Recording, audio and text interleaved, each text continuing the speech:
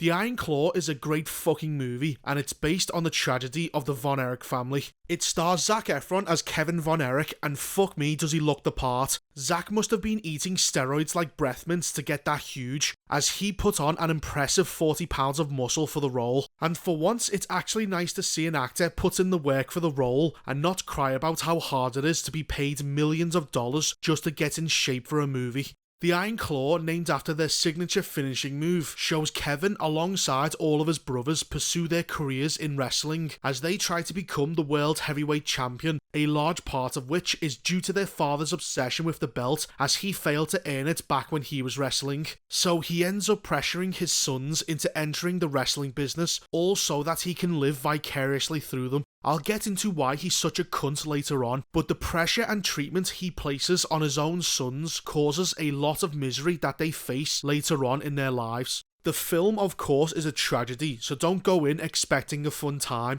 It's meant to hit hard, and by the end of it, you're not going to be leaving the cinema feeling all happy about it. But because of how well the writing is and the actors' performances, it's not a complete miserable experience to watch, unlike some of the other misery porn that comes out nowadays. No shit. And despite how depressing of a subject it is, it actually ends on a high note as well, probably so that the audience don't hang themselves afterwards.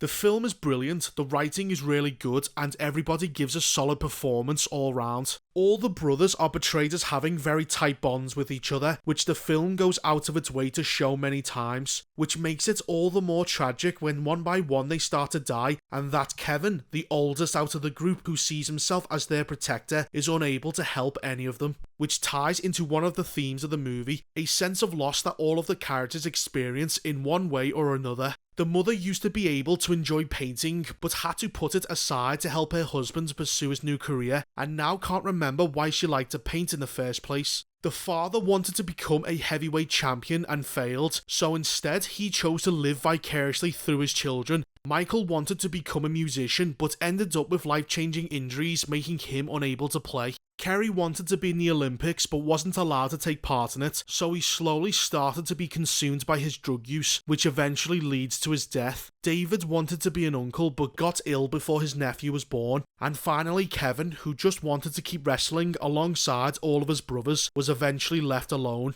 I'm sad now. All this loss and misfortune the family suffers from is what they refer to as the Von Erich family curse. But the Von Erich curse isn't some sort of supernatural phenomenon. No, it actually ends up being the father of the family who is the real curse, as everyone else has to do whatever their father wants them to do. The family has to bend and mould their lives around their father's obsession to get the heavyweight championship, and because of that obsession, he pushes his sons way too far to do whatever is necessary to get the title, even at their own detriment. Kevin himself does whatever his father tells him to do, such as not being allowed to cry even at his own brother's funerals, being made to compete as to who his father's favourite son is, neglecting his own family to keep training to be a heavyweight champion, and he even tries to stop Kevin from selling his wrestling business despite Kevin financially struggling, all because being a wrestler is way more important to him than his own children. And it's only when Kevin stops obeying his father and actually starts to do things for himself and his family that he finally breaks free of the Von Erich curse. He is finally able to grieve over his brother's deaths. He puts the wrestling gig behind him against his father's wishes and is able to raise a massive family. And even his mother starts to rekindle her passion for painting, which means all of the characters have a newfound sense of life after telling the dad to fuck off.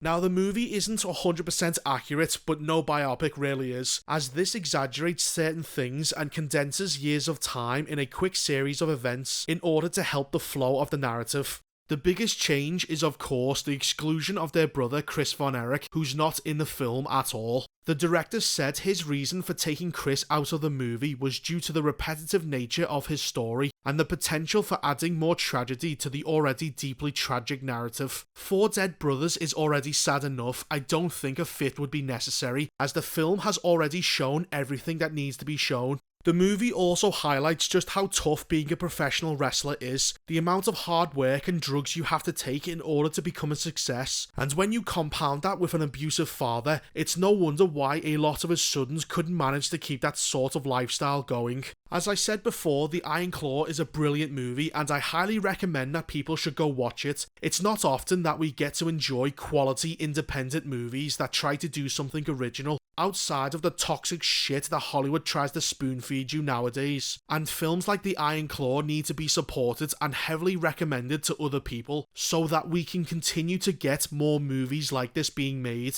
Otherwise, all we can look forward to is dog shit like Velma and the Marvels. Anyway, that was my review of The Iron Claw. Awesome. Awesome to the max.